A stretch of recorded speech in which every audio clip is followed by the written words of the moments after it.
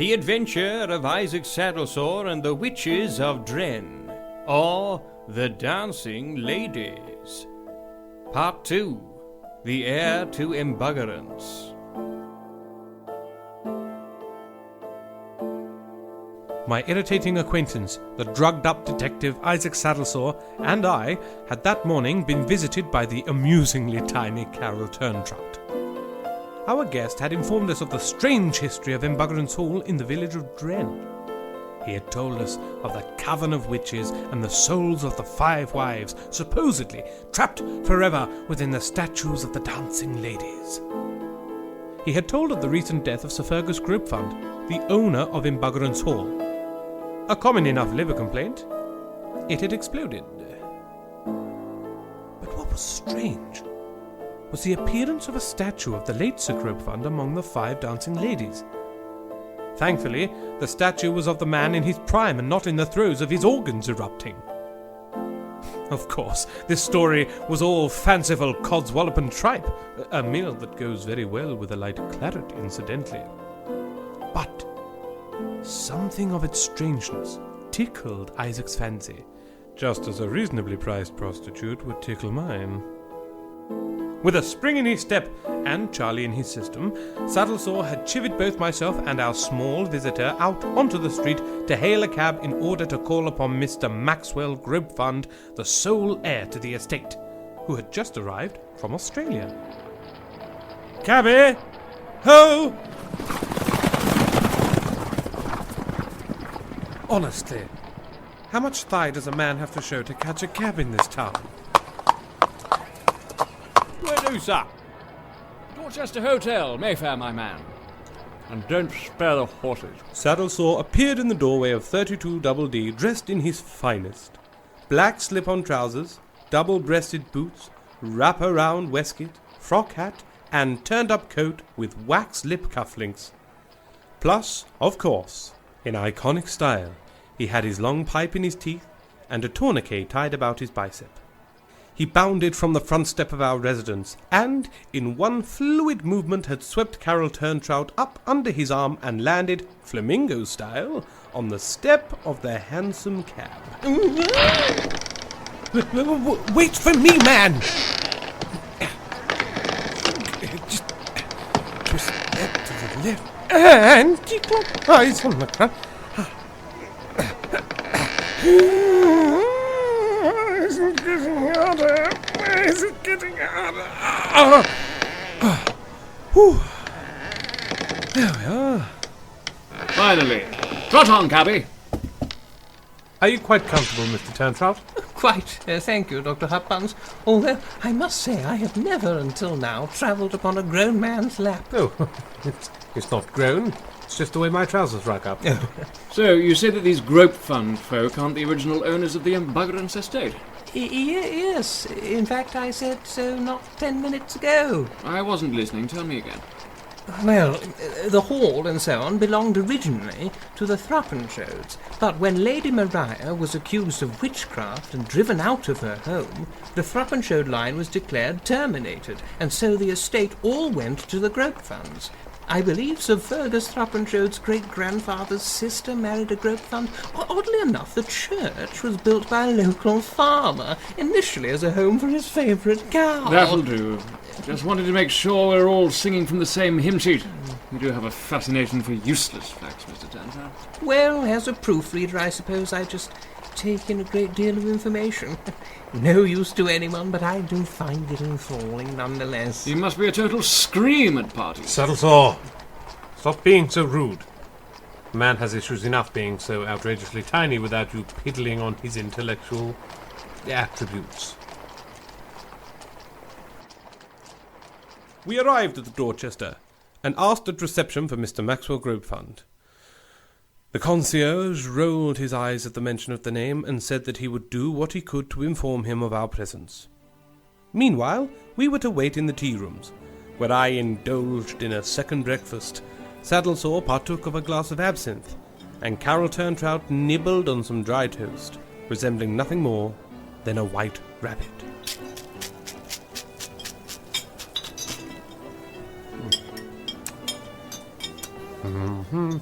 So, Isaac, what do you make of it all so far? You can't believe witchcraft has really worked, surely? Oh. I may be a junkie, Hotbuns, but I'm not a fathead. No, of course there must be some reasonable explanation for this strange coincidence. I believe there is something sinister at work here, whether supernatural or no, and Mr. Maxwell, or Sir Maxwell as he is now, should be warned about what he's wandering into. Wouldn't you say, Mr. Turnbull? Absolutely. I'm so very glad you agree with me. It's all very peculiar, to say the least. Only weeks after moving back into the hall, Sir Fergus dies, and then the statue? Oh no, sirs. Something is definitely rum about it all. Very rum indeed. Mr. Tundra, I must congratulate you. Whilst you are not yourself luminous, you are a conductor of light. Your inane babble has brought to the surface something of great value. Rum! What a capital idea! Waiter! Rum, if you please! It is altogether too early for absinthe. Saddlesore's binge came to an end before it could really begin, however, as at that moment the concierge returned and told us that Mr. Maxwell would receive us in his rooms upstairs. As we approached, we could hear the Antipodean roarings of our host from well down the corridor.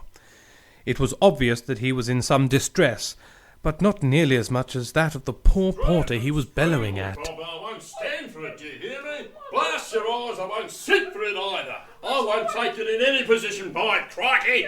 This is meant to be a first-class establishment, right? Well, I'll be billabong black and blue if this place is still standing when I'm through, let alone upholding its supposed reputation. It's a bloody disgrace from beginning to end. Pitching your goddamn pants won't get you out of it, son. Christ! Toenails! Somebody get this streak of yellow bilge water out of my sight! You useless bastard! You've got a willy on your head! Get out of it! Gentlemen, how can I help you? Mr. Maxwell Grovefund was, apart from being puce in the face with rage, a squarely built gentleman, with fair whiskers sticking out of his red face. His hair, almost black with pomade, was parted centrally and pasted down close to his glowing scalp. He wore a wide check blue wool suit and heavy square-toed boots. He greeted us with his jacket drawn open over his waistcoat and his hands bunched on his hips. He was big. He was angry. And he was hung like a horse. Either that, or he was wearing yesterday's trousers and he'd left his underdrawers rolled up in them. Sir Maxwell Grovefund, a pleasure, sir. Sir, I'm never going to get used to being called that. He took Saddlesore's hand, and I truly believe he could have simply walked away with it at no effort to himself. Instead, he pumped it so forcefully that Isaac's eyeballs nearly rolled out of his head. Yowza, that's certainly a firm handshake you have there, sir. Every good businessman should have a good handshake. A really good businessman needs nothing more. Quite. I'm Isaac Saddlesore, and this is my good friend, Dr. Hotbuns. You may have heard of us. Of course I have. Well, naturally. Just now, when you told me who you were. Otherwise, no. I don't know either of you from a sheep's arsehole. Really? You've never heard of me? Steady, Saddlesore. Have you been living in a hermit's nose hairs for the past 5 years? Leave it, Saddlesore. I'm not sure I like your tone, mister. What do the two of you want anyway? Actually, there's 3 of us. What? Where? This is Mr. Turntrout. Hello. Blimey! Sorry, sonny, didn't see you down there. All right, what do the 3 of you want then? Saddlesore. Isaac Saddlesore. Really? Not ringing any bells? Shut up, Saddlesore. Just allow the puncture to your inflated ego to pass, would you? Look, folks, I'm kind of in the middle of something here, so either speak your business or hop on out of it, will ya? What appears to be the trouble, Sir Maxwell? Where do I even start? Struth stoats. Ever since I landed on these bloody shores, I've been inundated by strange goings-on. I say, Mr. Turntrout, would you do us the great service of running along to find a porter or someone who might bring us some refreshments? Gladly, Dr. Hotbuns. I shall be as swift as the wind. He was true to his word, for at that very moment another fart slipped from between my cheeks and sent the poor gentleman soaring down the corridor toward the stairwell. Whoop! Beg pardon.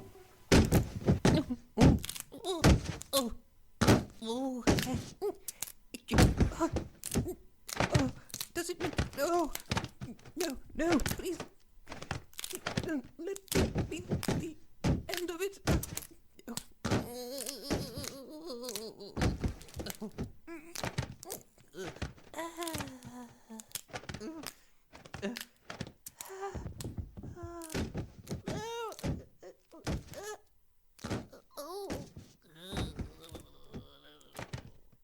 He'll be fine. Shall we sit down, Sir Maxwell? We have much to discuss. We sat at the small table in his spacious suite, and told Sir Maxwell Grobefund his family history and the chilling happenings at Embuggerance Hall. He listened with such an expression of concentration that he looked for all the world like he was busy in defecating his hosiery. When we had finished, he sat back in his chair and allowed a whistle to escape from between his teeth. Well, blow me down under. That's quite a yarn, gentlemen, and it sheds a little light on one of the riddles that's been plaguing me since I arrived in England. What's that, then? If you're wondering why it's so dark here, it's not because of witchcraft. It's because we've embraced the Industrial Revolution in London, unlike your backward, savage-ridden country. Mr. Saddlesore, you've got a tongue a man could shave with, and if you don't want me to rip it out of your face, I advise you keep it hidden. You follow me?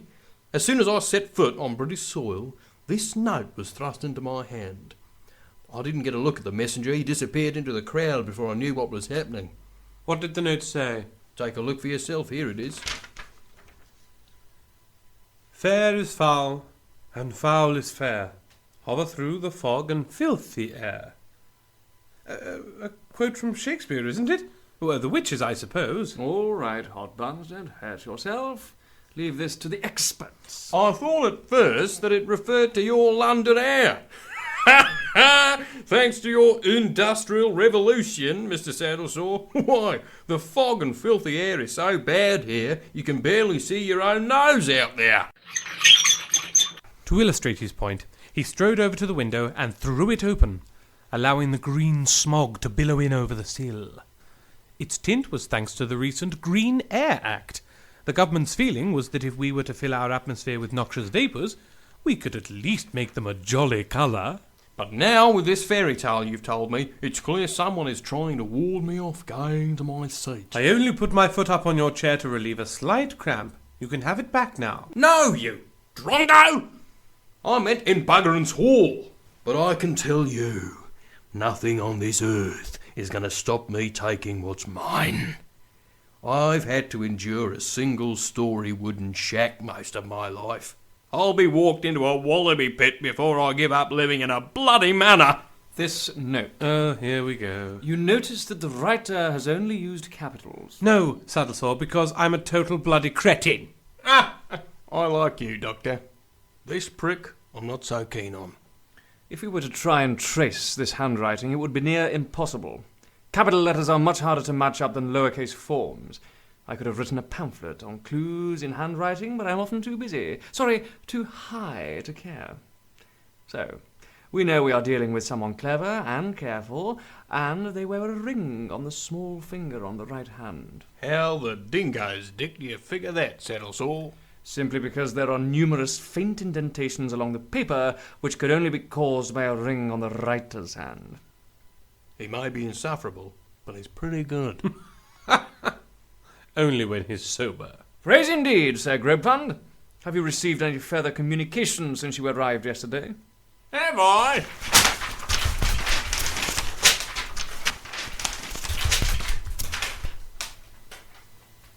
I have received one every hour. I stopped reading them after the 10th. They're all the same. Quotes from Shakespeare. How did you have all these in your pocket? Well, either someone is very concerned for your safety or really wants to scare you off. In each case, it's obvious that whoever it is has a great deal of stationery and time on their hands. And of course that they are following you. Excuse me, gentlemen. I have asked for tea to be brought up, and the concierge gave me this note for you, Sir Grobefund. Daddy Hawes! How long have you been stood there, Mr. Turnsround? Oh, not long. Yoink! Yes, our eager correspondent also smokes Turkish cigarettes.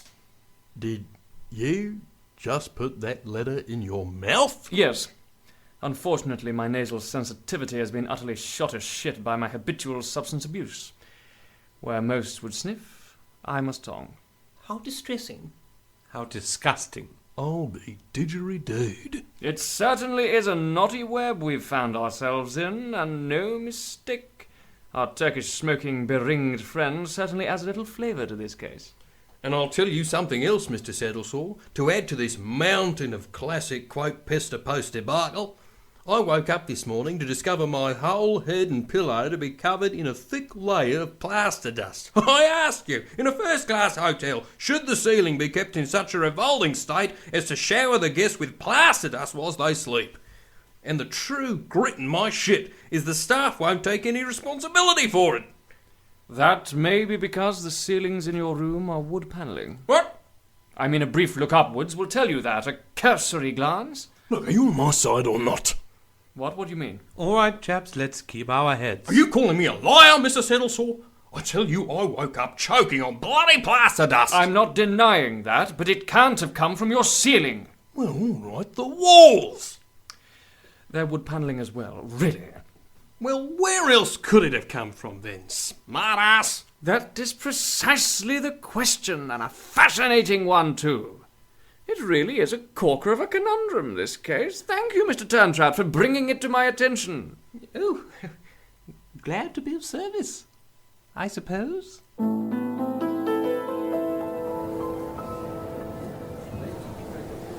Well, thank you, Sir Gropefun, for your edifying company on your intriguing puzzles. I hope to get to the bottom of the plaster and the notes for you. When do you head to Drenn and Embuggerance Hall? I am booked on the 11:35 train. Superb. Hotbuns and I shall join you, I think. Ho-ho! Do you now? Oh, yes, I think it best, don't you? I mean, a member of your family has already died, and clearly you're of extreme interest to someone. And as yet, we don't know whether that interest is friendly or aggressive. I'd thought you'd welcome a little security. Maybe you're right. But please don't talk too much on the journey. I find it very hard not to punch you in the face when you orate. I know how you feel. Mr. Turntrout, will you travel with us in the morning? Oh, no, thank you, gentlemen. But I must get back to my aunt this evening. She gets worried if I'm out after dark. But please do call on me once you arrive in Drenn. If I can be of any service to you, I would be glad to help. I'll bid you farewell, gentlemen. Sir Gropefun, goodbye. And with that, he scuttled out into the street. A woman swung her skirts, and he was flung with pitiful ease into the gutter. What a puny turd! He is seriously small. Hold on a second. He suddenly stuck his tongue out into the air like a crazed lizard. Gripping my wrist, he pointed at a figure in the far corner of the foyer who gazed at us through a haze of cigarette smoke and 2 holes cut in the newspaper held before its face. On the small finger of the right hand, there was an azure ring, and the scent of the cigarette was undeniably Turkish. If that's not our note-writing fiend, then I'm a Chinaman. Well, I hope you like rice. Oi! You there! No, Saddlesore! No, you're about as subtle as a steam train to the face! After him, Hotbuns! Hell!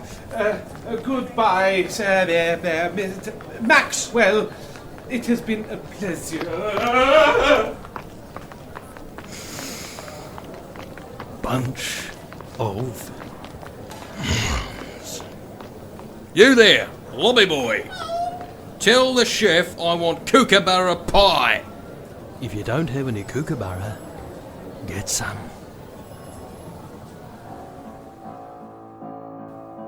Isaac had given chase like a tiger after its prey.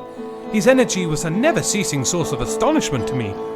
He always appeared so laconic to the point of being horizontal, but when he had the bit in his teeth, he could outrun a horse. I, on the other hand, was in a bad way.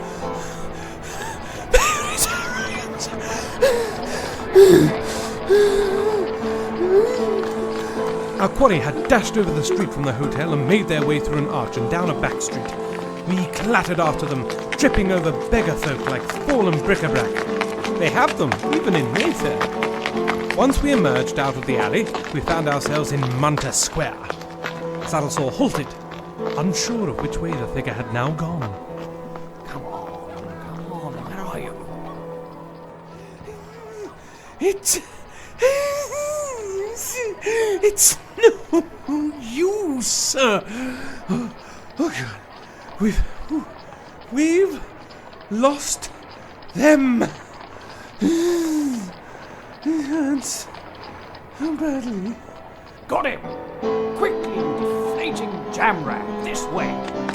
And away we went once more.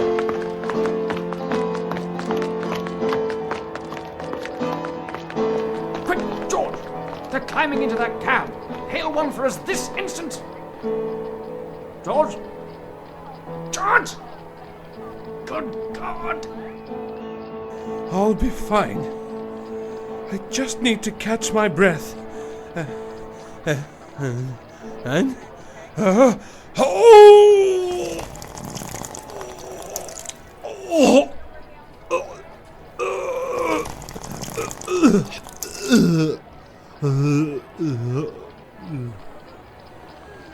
Those eggs aren't half as nice on the return journey.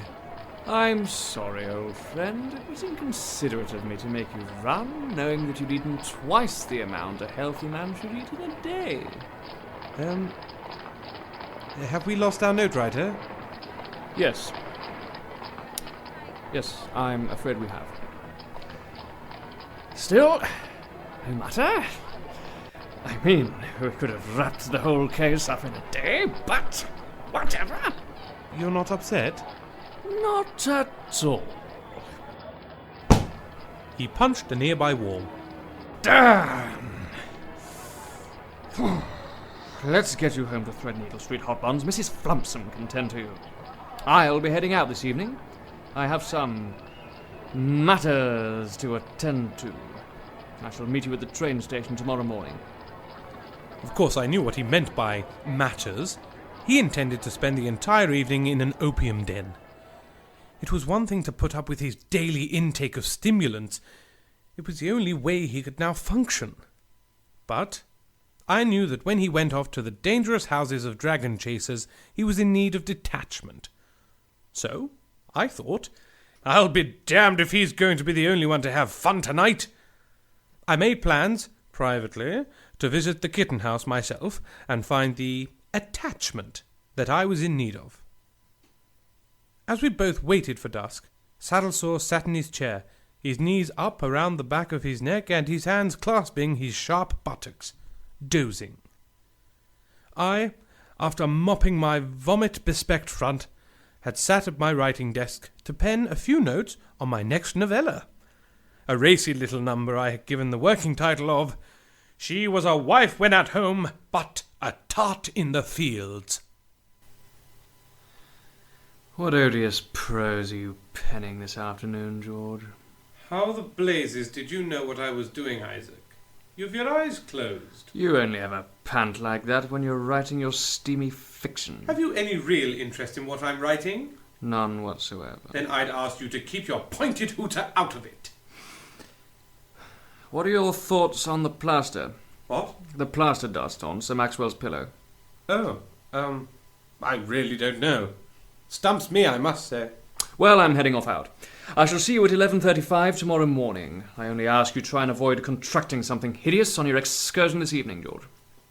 I, likewise, ask that you do not overdose and die in a pool of your own dribble. But of course.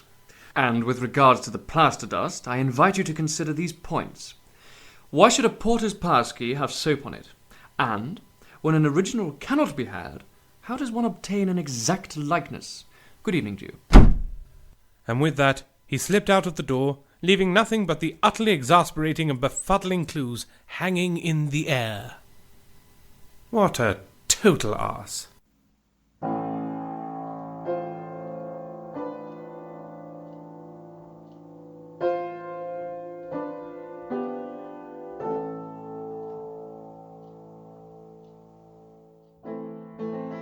In the Heir to Embuggerance, you heard Roger Parkins as George Hotbuns, Louis Alcock as Isaac Saddlesore, Callum Hale as Carol Turntrout, and Maxwell Gropefund, with other parts played by members of the cast. All original music composed and performed by